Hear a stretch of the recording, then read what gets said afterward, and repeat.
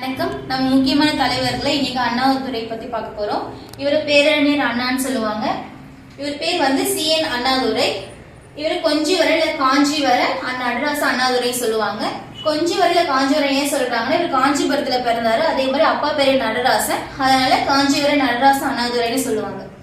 அப்பா பேரு நடராசன், அம்மா பேரு பங்காரம்மாள். எப்ப பிறந்தாருன்னா செப்டம்பர் 15, 1909 பிறந்தார். காஞ்சிபுரத்துல பிறந்திருக்காரு. இவரோட பள்ளி படிப்பு வந்து காஞ்சிபுரத்திலேயே முடிச்சிருப்பாரு.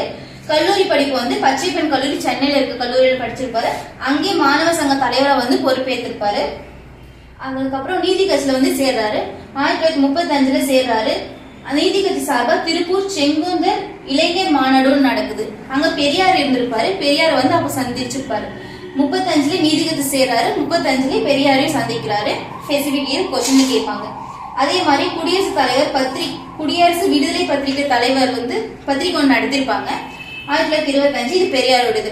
அந்த பத்திரிகையில வந்து 60 ரூபாய் சேலரிக்காக வந்து அண்ணா வந்து ஒர்க் பண்ணிருப்பாங்க. 1937 சுயமரியாதை இயக்கத்துக்காக துறையூர் மாநாடு நடந்திருக்கும். அதுக்கு வந்து தலைமையை தாங்கியிருப்பாரு அண்ணாதுரை. 1938 வந்து பெரியாருடன் சிறைவாசம். ஏன்னா இந்திய எதிர்ப்பு போராட்டம் பண்ணிருப்பாங்க பெரியாரும் அண்ணாவும். அதுக்காக சிறைக்கு போயிருப்பாங்க.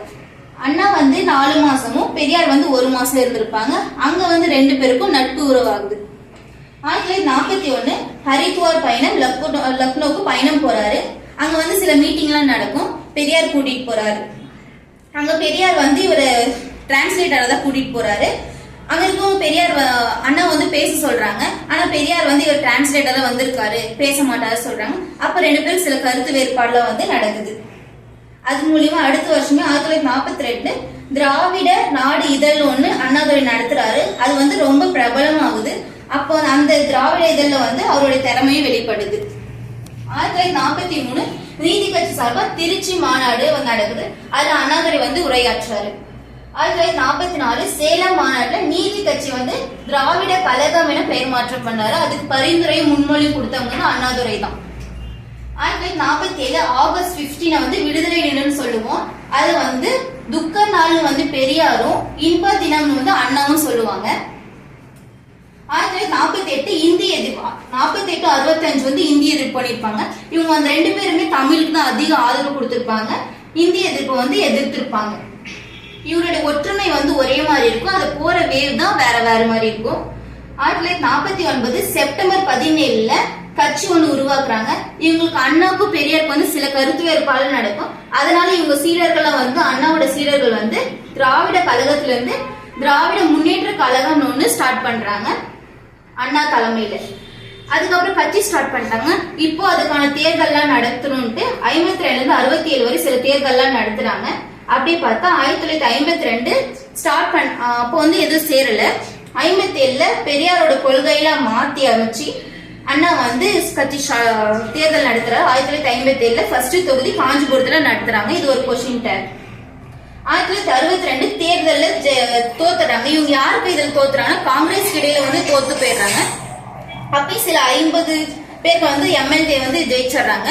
அந்த எம்எல்ஏ சீட்ஸ் வச்சு சட்ட மேலவை உறுப்பினரை வந்து அண்ணாதுரை ஆயிடுறாரு. 1967 எந்த தொகுதியில நிற்கல.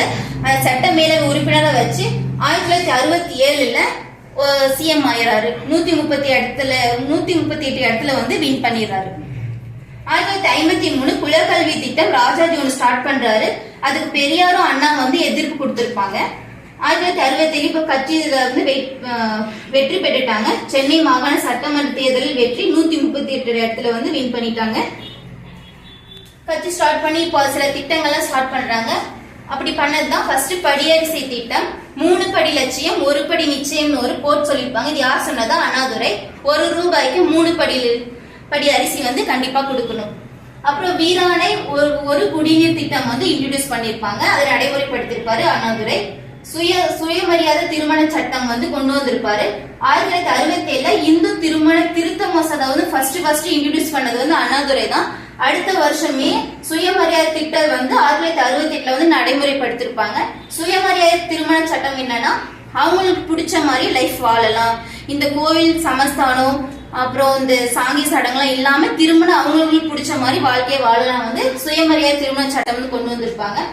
போக்குவரத்து தேசிய மயம்னா ஃபர்ஸ்ட் எல்லாம் பிரைவேட் பஸ் தான் எல்லாம் இருந்திருக்கும். அந்த பிரைவேட் பஸ்ஸுமே கவர்மெண்ட் கீழே வந்து கொண்டு வரதான் போக்குவரத்து தேசிய மையம். அதே மாதிரி இந்த பஸ்ல திருக்குறள் எழுதுறதெல்லாம் வந்து அண்ணாதுரை தான் கொண்டு வந்திருப்பாரு. தமிழ்நாடு பெயர் மாற்றம் பண்ணதும் அண்ணாதுரை தான். அதோட தீர்மானம் எப்பனா 1967 ஏப்ரல் 16 வந்து தீர்மானம் கொண்டு வந்திருப்பாங்க.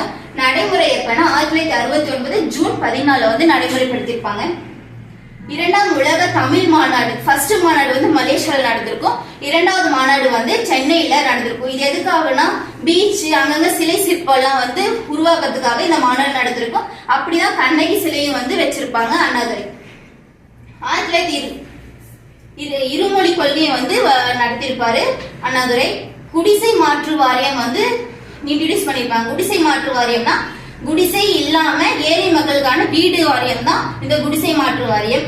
அதே மாதிரி தமிழ் வருட பிறப்பு வந்து சித்திரை முதல்ல வந்து கொண்டாடணும்னு சொல்லியிருப்பாங்க. சத்தியமேவ ஜெயதே அப்படின்ற ஹிந்தி சொல்ல வாய்மை வெல்லும்னு தமிழ்ல வந்து மாத்தி அமைச்சிருப்பாரு அண்ணாதுரை. ஹிந்தி சில சொல்ல வந்து இவர் தான் மாத்தி அமைச்சிருப்பாரு. அப்படிதான் ஸ்ரீ பருமதி அந்த சொல்ல வந்து திருமதின்ற வந்து சொல்லியிருப்பாரு அண்ணாதுரை.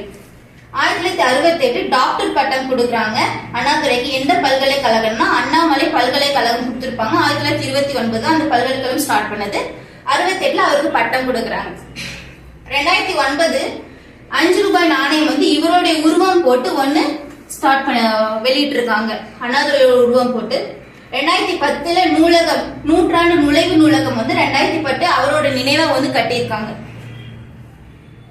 இவருக்கு சில புனைவு பெயர்கள்லாம் இருக்கு. சௌமியன், பரதன், ஒற்றன், சம்மட்டி, நக்கீரன், இந்த மாதிரி சில புனை பெயர்கள்லாம் வந்து அண்ணாதுரைக்கு இருக்குது. இவர் சில நாடகங்கள்லாம் எழுதியிருக்காங்க. சந்திரோதயன், ஓரிரவு, வேலைக்காரி, சிவாஜி கண்ட இந்து ராஜ்யம், நீதி தேவ மயக்கம், குமாஸ்தாவின் பெண், பாவையின் பயணம், இந்த மாதிரி நாடகங்கள் நடத்திருக்காங்க. இந்த நாடகங்கள்லாம் சில படமா வந்து எடுக்கப்பட்டிருக்கு. ஓரிரவு, வேலைக்காரி இதெல்லாம் வந்து படமும் வந்திருக்கு. இந்த நீதி தேவன் மயக்கம் வந்து கம்பராமாயணத்துல வந்து கம்பர் சில தவறெல்லாம் பண்ணியிருப்பாங்க. அதை சுட்டி காட்டுற விதமா தான் வந்து இந்த நீதி தேவ மயக்கமும் எழுதியிருப்பாரு. அதே மாதிரி பெரியார் வந்து நாத்திகவாதியும் அண்ணா வந்து அறிவுவாதியும் சொல்லுவாங்க. இவங்களோட 2 பேரும் நோக்கமும் ஒரே மாதிரிதான் இருக்கும். அவங்க அடையிற வழிதான் வேறு வேறா இருக்கும். அண்ணாவோட கொள்கைகள்லாம் பார்ப்போம். அதுல இந்திய இறையாண்மை, தமிழரின் தனித்தன்மைன்னு வந்து ஒரு கொள்கையை வெளியிட்டிருப்பாங்க. இறையாண்மைனா அனைவரும் சுதந்திரமா ஒரு இறையாண்மை பண்போட இருக்கணும்னு சொல்லியிருப்பாங்க. அது தமிழரின் தனித்தன்மையோட இருக்கணும் அப்படின்னு வந்து கொள்கை வெளியிட்டிருக்காரு.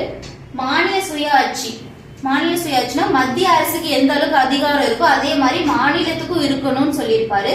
கூட்டுறவு கூட்டாட்சி, மாநிலமும் மத்தியமும் இணைந்து செயல்படணும், எந்த ஒரு முடிவும் எடுக்கணும் மாநிலம் மத்தியம் சேர்ந்து சொல்லியிருப்பாரு. அதுதான் கூட்டுறவு கூட்டாட்சி. இந்திக்கு அதிக எதிர்ப்பு கொடுத்திருப்பாங்க பெரியாரும் அண்ணாவும். தமிழுக்கு வந்து அதிக ஆதரவு கொடுத்திருப்பாங்க. திராவிட மேம்பாடு, சமூகம் மற்றும் சமத்துவம் கொண்டு திராவிடம் வந்து மேம்படணும். விஞ்ஞான சோசியலிசம் கொண்டு இருக்கணும். தமிழ் வளர்ச்சிக்கு வந்து அதிக முக்கியத்துவம் கொடுத்திருப்பாரு. ஏழைகள் இந்த எல்லாமே இது வந்து ஏழைகளுக்கு ஏற்ற மாதிரி இருக்கணும்னு சொல்லியிருப்பாரு. ஏற்ற தாழ்வற்ற சமுதாயம் கொண்டு ஜனநாயக சமத்துவம், சமூக நீதி, மத நல்லிணக்கம், சமய சார்பற்ற ஆட்சி இதெல்லாம் கொண்டு ஏற்ற தாழ்வற்ற சமுதாயமா இருக்கணும்னு சொல்லியிருப்பாரு. இது அவரோட கொள்கைகள். நெக்ஸ்ட் அவரோட பொன்மொழிகள் பார்க்கலாம். மதம் வந்து அரசியலோடு கலக்கக்கூடாது, எந்த ஒரு மதமும் அரசியலோடு கலக்கக்கூடாது சொல்லியிருக்காரு. வரி இருப்போர் கொடுக்கட்டும், இல்லாதோர் பலன் பெறட்டும். இருக்கிறவங்க வந்து கொடுக்கட்டும், அதை கொடுத்ததை வச்சு இல்லாதவங்க வந்து பலன் பெறட்டும் சொல்லியிருக்காரு. வன்முறை இரு பக்கமும் கூர் உள்ள கத்தி, வன்முறைவர் கையாளக்கூடாது, புத்தியை தீட்டணும். அதாவது கத்தியை தீட்டாதே புத்தியை தீட்டணும் வந்து ஒரு கோட் சொல்லியிருக்காரு. சொன்னவர் வந்து பெரியார். அண்ணா மாற்றான் தோட்டத்து மல்லிகைக்கும் மனம் உண்டு அப்படின்னு சொல்லுங்க. அதாவது நமக்கு எதிரில் இருக்கும்போது ஏதாவது ஒரு கருத்து சொன்னாலும் அதுலயும் ஒரு நல்ல விஷயம் இருக்குன்னு சொல்லி யோசிக்கணும்னு சொல்லியிருக்காரு. எதையும் தாங்கும் இதயம் வேண்டும் அப்படின்னு சொல்லியிருக்காரு. சட்டம் ஒரு இருட்டறை, வழக்கறிஞரின் வாத விளக்கம். ஒரு படிக்காதவங்க வந்து ஒரு பிரச்சனையை கையாளணும்னா ஒரு அட்வொகேட்டை தேடணும். அந்த அட்வொகேட் தான் அவங்களுக்கு வந்து இருட்டறையிலிருந்து வெளிச்சம் கொடுக்கறதுக்காக சொல்லியிருக்காங்க. தன்னம்பிக்கை ஊட்டும் நூல்களை வந்து படிக்கணும். நம்மளுக்கு தன்னம்பிக்கை ஊட்டுற மாதிரி நம்ம நல்ல நூல்கள்லாம் வந்து தேடி படிக்கணும்னு சொல்லியிருக்காரு.